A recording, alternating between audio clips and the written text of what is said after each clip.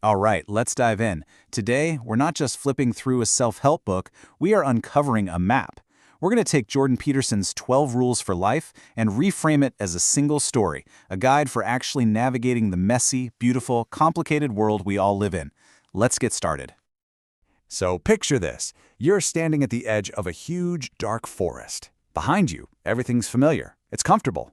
But up ahead, well, that's chaos. It's the unknown. Now, most people would just turn back. Some might charge in without a plan. But a very few, they walk forward with a map. And that map is exactly what we're here to explore. This isn't going to be some dry list of do's and don'ts. We're piecing these 12 rules together into a connected story, a narrative guide that can help you face the chaos of your own life and, hopefully find some real meaning in it all. So just remember, this isn't a rule book. Think of it as a guide for a journey. And like any great adventure, this journey begins exactly where you are. It starts with you. Because look, before you can even think about tackling the wider world, before you can step one foot into that forest, you have to get your own internal world sorted out. You've got to master yourself first. Our story actually starts at the bottom of the ocean. Weird, right? But imagine two lobsters fighting for territory. The winner stands tall, chest out, ready for anything. The loser, it slumps away and hides. And believe it or not, we're not so different.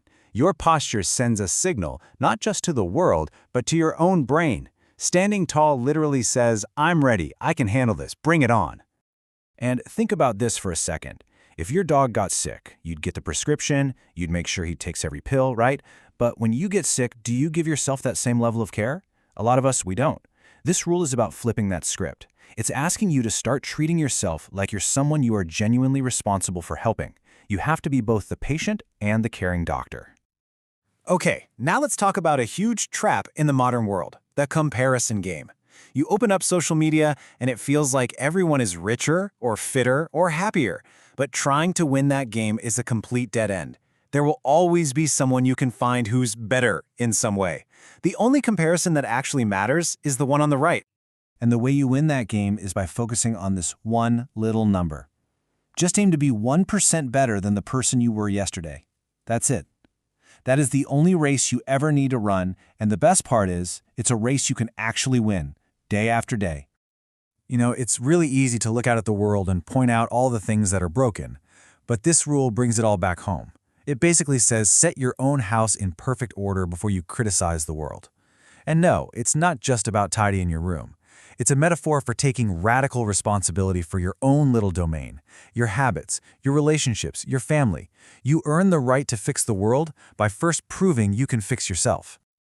Okay, so once you start getting your own world in order, the journey on our map leads outward. The next big step is figuring out how to engage with other people effectively. Imagine you're climbing a huge mountain. You could have a friend who's cheering you on, giving you a hand when you slip. Or you could have someone at the bottom yelling that you're gonna fall. Who you climb with makes all the difference. You have to surround yourself with people who genuinely want the best for you.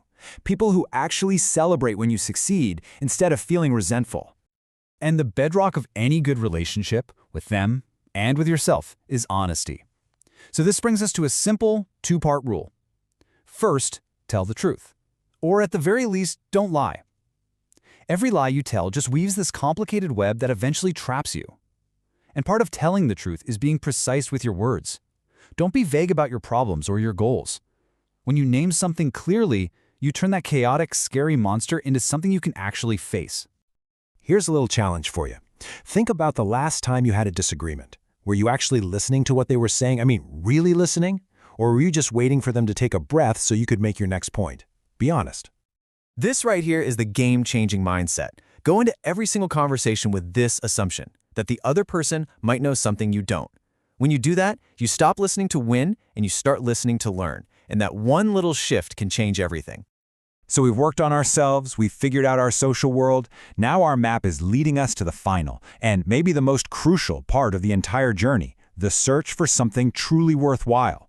This isn't just about getting by anymore. It's about finding a real purpose. Life is constantly offering you two kinds of treasure. The first is expediency. That's the easy path, the quick fix. It feels good right now, but it fades fast. The other treasure is meaning. This one's harder. It usually requires sacrifice, and it takes time. The easy path just numbs the pain for a little while. The meaningful path actually transforms that pain into strength. The choice is always yours. Think about a kid learning to skateboard. It looks risky, and it is. But those scraped knees are how we build resilience. Risk is how we learn courage. If you try to protect your kids from everything, you don't make them safe. You just make them weak. True courage isn't found by avoiding danger. It's found by learning to confront it and manage it. That's how we grow up. And now for what might sound like the strangest rule of all. Pet a cat when you encounter one on the street. But this one is so incredibly deep. It's a reminder that when life feels unbearable, when suffering is all around you, you have to consciously pause and notice the small, simple moments of beauty. Petting that cat is an act of gratitude. It's a way of acknowledging that life isn't just tragedy, it's also filled with moments of wonder. And so that brings us back. We're at the edge of the forest again, but this time we've walked the path. We're holding a completed map in our hands. So what did we really learn? At the end of the day, these 12 rules aren't meant to be chains that tie you down. They're tools.